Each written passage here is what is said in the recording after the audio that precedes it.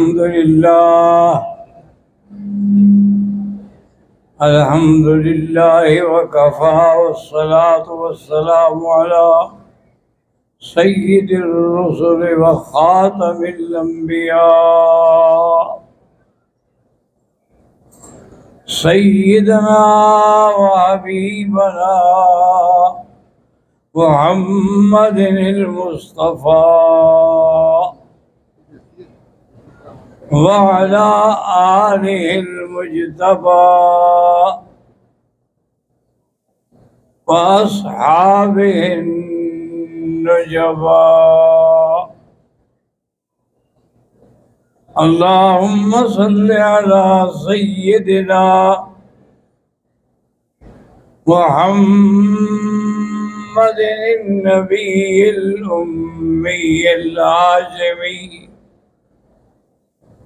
وعلى آله وأصحابه نجوم الهدى أما بعد فقد قال الله تبارك وتعالى في القرآن المجيد والفرقان الحميد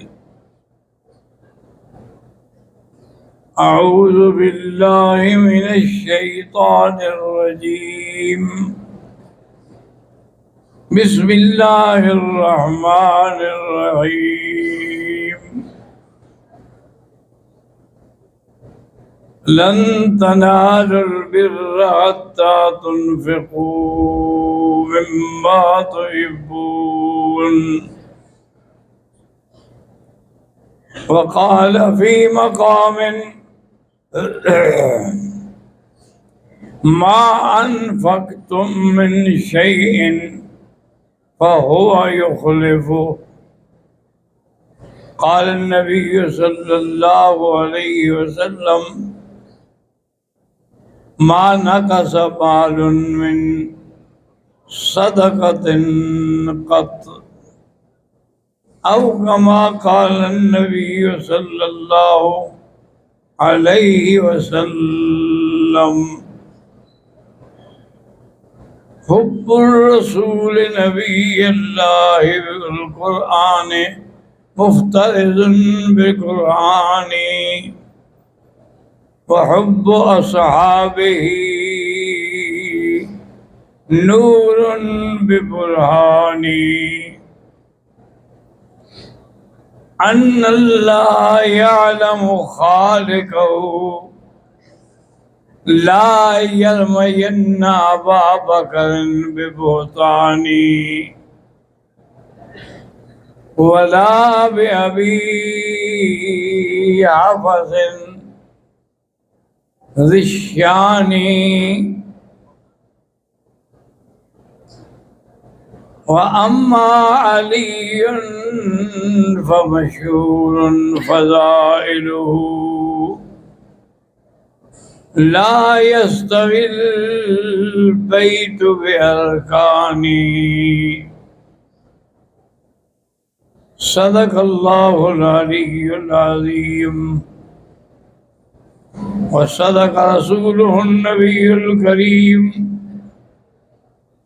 ونحن على ذلك لمن الشاهدين ومن الشاكرين والحمد لله رب العالمين. برادران اسلام، سب سے پہلے تو میں معذرت بھی چاہتا ہوں اور دعا بھی چاہتا ہوں کہ میں یہ پورا رمضان کا مہینہ بیمار رہا، ہمت ہی نہیں تھی اٹھ کر جانے کی. آج بھی 4 آدمیوں نے پکڑا ہے اور بیچارے اٹھا کے لے آئے ہیں، اور آپ سے دعا بھی کرانے کی درخواست کرتا ہوں کہ جہاں میری آواز جا رہی ہے وہ براہ مہربانی میری صحت و عافیت کے لیے دعا کریں. میں آپ کے لیے دعا کروں گا تو آپ میرے لیے دعا کریں. قرآن مقدس کی اس آیت میں اللہ تبارک و تعالیٰ کا ارشاد ہے کہ اس وقت تک تمہاری نیکی نہیں ہوگی جب تک کہ تم اپنی پیاری چیز جو ہے وہ اللہ کے راستے میں خیرات نہ کرو۔ اسی لیے میرے آقا سرکار دو عالم حضرت محمد مصطفیٰ صلی اللہ علیہ وسلم اپنے خادم کو فرماتے تھے انفق بلالا انفق بلالا لا تخشى على ذي العرش اکلالا، کہ بلال خرچ کرو مت ڈرو، اللہ خرچ کرنے والوں کو بھوکا نہیں رکھیں گے۔ حضرت بلال بھی جہاں سے مال ملتا ادھار ملتا جیسے ملتا لے کے خرچ کرتے رہتے۔ ایک دن آپ بازار سے گزرے تو وہ یہودی ساہوکار جس سے آپ مال لیتے تھے لوگوں کے سامنے آ کے اسے گریبان پکڑ لیا حضرت بلال کا اور کہا کہ بلال دیکھو کل آخری دن ہے تمہارے قرضے ادا کرنے کا،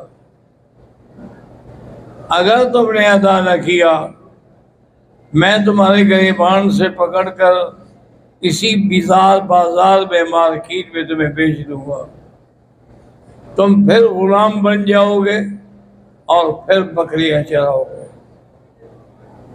حضرت بلال روتے ہوئے حضور کی خدمت میں آئے، یا رسول اللہ آپ بتائیں میں کیا کروں؟ فرمایا آخر تم نے کیا سوچا ہے؟ انہوں نے حضور میں نے تو یہ سوچا ہے کہ میں ابھی چھپ جاتا ہوں، کہیں پہاڑوں میں پھرتا رہوں گا، درختوں کے پتے کھاتا رہوں گا، آپ کے پاس بھی تو نہیں ہے نا کہ میرا قرض ادا کریں، جب مجھے پتہ لگے گا کہ میرا قرض ادا ہو رہا ہے تو پھر میں آ جاؤں گا۔ ہاں بھی بات تو تم نے بڑی اچھی سوچی ہے، اچھا جاؤ گھر آرام کرو۔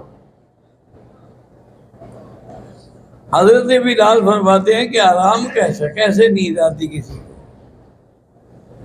تہجد کا وقت تھا کہ ایک آدمی نے آواز دی کہ بلال حضور بلا رہے ہیں۔ میں آیا تو حضور کے دروازے پہ 4 اونٹیں مال سے لدی ہوئی بھری ہوئی تھی، تو آپ نے فرمایا بلال یہ ساری لے جاؤ، سب سے پہلے اپنے قرضے چکاؤ اور قرضے چکانے کے بعد جو بچے وہ بھی خیرات کر دو۔ حضرت بلال تو خوش ہو گئے، سیدھے اسی یہودی کے بعد پہنچے، اس کے گریبان کو پکڑ لیا، چل اب یہودی اپنا مال وصول کر۔ وہ حیران پریشان کے کل جو کانپ رہا تھا آج مجھے گریبان سے پکڑ رہا ہے، آیا دیکھا تو مال موجود ہے۔ تو اللہ تبارک و تعالیٰ نے اسی لیے حضور نے فرمایا کہ بلال ڈرا نہ کرو، اپنے راستے پہ خرچ کرنے والے کو اللہ کبھی بھوکا نہیں رکھتے۔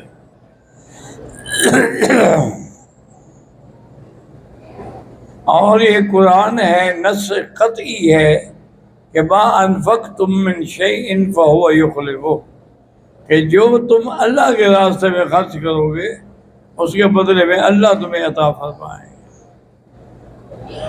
اسی لیے بزرگوں نے لکھا ہے کہ اگر آپ حج پہ آئے ہیں، عمرے پہ آئے ہیں، جتنا اللہ توفیق دے خرچ کرو، کیونکہ یہ اللہ کا وعدہ ہے کہ جتنا خرچ کرو گے وہ آپ کو دے گے، تو مال تو واپس ملے گا آپ کو، پھر ڈرنے کے اس بات کا۔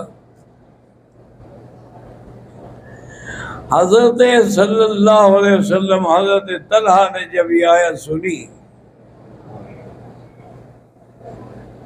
کہ اس وقت تک آدمی اللہ کا محبوب نہیں بن سکتا جب تک اپنی محبوب چیز خرچ نہ کرے، حضور کی خدمت میں آئے اور کہا کہ یا رسول اللہ میرا سب سے محبوب باغ جو ہے وہ یہی تھا جو حرم کے سامنے ہے، لیکن میں نے آج تلاوت میں آپ سے یہ قرآن کی آیت سنی ہے تو میں آپ کو گواہ کرتا ہوں کہ اللہ کے راستے میں نے خیرات کی، میں نے وقف کر دیا۔ حضور بڑے خوش۔ اسی طرح حضرت عبداللہ ابن عمر رضی اللہ تعالیٰ عنہ کی ایک باندی تھی مرجانہ جس کا نام تھا، اس سے آپ کو بڑا ہی پیار تھا اور وہ تھی بھی بڑی خوبصورت۔ جب آپ نے یہ آیت سنی تو اس کو بلایا کہ جاؤ میں نے تمہیں آزاد کیا، کیونکہ محبوب جی جب تک ادا نہ کرو تو آدمی اللہ کے قریب ہی نہیں ہوتا۔ تو حضرت طلحہ نے، اسی طرح حضرت عبداللہ ابن عمر نے اور بڑے بڑے صحابہ نے، اب آپ دیکھیں کہ مکہ مدینہ منورہ میں ایک عرصے میں کچھ قحط پڑا، کوئی چیز نہیں ملتی تھی مدینے میں۔ لوگوں کو پتہ لگا کہ حضرت عثمان کا مال آ رہا ہے، انہوں نے مال خرید کرنے کے لیے آدمی بھیجے تھے، وہ واپس آ رہے ہیں، تو ہم راستے میں جا کے مال کیوں نہ خرید لیں، پھر اپنے منشے سے بیچیں گے۔ حضرت عثمان رضی اللہ تعالیٰ عنہ کا 100 اونٹوں پہ لدا ہوا مال جو ہے وہ مدینے پہنچا۔ انہوں نے کہا کہ عثمان ہم اس لیے آیا ہے کہ تم سے خریدے گا، اچھا بتاؤ کیا دو گے؟ انہوں نے کہا کہ جتنے کا ہے نا ہم ڈبل دیں گے۔ اور پھر میں کہ نہیں یہ تو تھوڑا ہے، اس سے مجھے زیادہ ملا ہے۔ انہوں نے کہا اچھا ہم 3 گنا دیں گے۔ اس نے کہا بھائی مجھے اس سے بھی زیادہ ملا ہے، میں کیسے دے دوں؟ انہوں نے کہا ایسے بھی ہم 4 گنا زیادہ دیں گے۔ اور آپس میں کہنے لگے اور کون ایسا تاجر ہے مدینے میں جو ہم سے زیادہ اس کو دے؟ انہوں نے پوچھا کہ حضرت عثمان تم کس دھوکے میں ہو؟ کون ہے جو تمہیں ہم سے بھی زیادہ دے؟ اس نے کہا اللہ کے بندے، وہ اللہ کی ذات ہے جس نے میرے ساتھ 1 کے بجائے 10 گنا کا وعدہ کیا ہے، تو آپ 10 گنا نفع تو نہیں دیں گے؟ حکم دیا کہ سارا مال اللہ کے راستے میں لٹا دو، اور پھر حکم دیا کہ جتنا باردانہ ہے اس سب کو بھی خیرات کر دو۔ پھر حکم دیا کہ میرا 100 اونٹ جو ہے اس کو بھی ذبح کر کے گوشت تقسیم کر دو، میں اس سے 1 بوٹی بھی گھر نہیں لے جانا چاہتا۔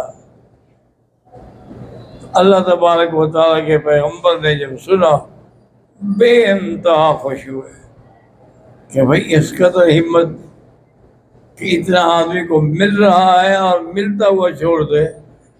اور نے کہا یا رسول اللہ ہمت کی کیا بات ہے، ان کے وعدے جھوٹے ہو سکتے ہیں، اللہ کا وعدہ ہمیشہ سچا ہے، ان اللہ لا یخلف المیعاد۔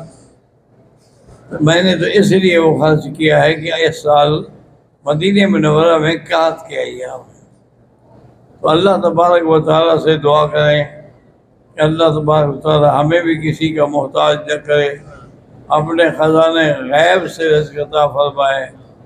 یا من خزائن رزق ہی فی قول کن امن فإن الخیر عندک اجمع مالی سوا کلعین بابک حیلتن ولا رددت فأی باب اکرہ حاشا لجودک ان تکلت آسیا الفضل اجزل والمواہب اوسع ان کان لا یرجوک الا محسنا فالمذنب العاصی الی من یرجع اللہم صلی علی سیدنا محمد وعلی آل سیدنا محمد الرحمن یا رحیم یا حی یا قیوم یا ذا الجلال والاکرام یا الہنا الہ کل شیء إلها واحدا لا إله إلا أنت اللهم أنت ربي لا إله إلا أنت الأحد الصمد الفرد الذي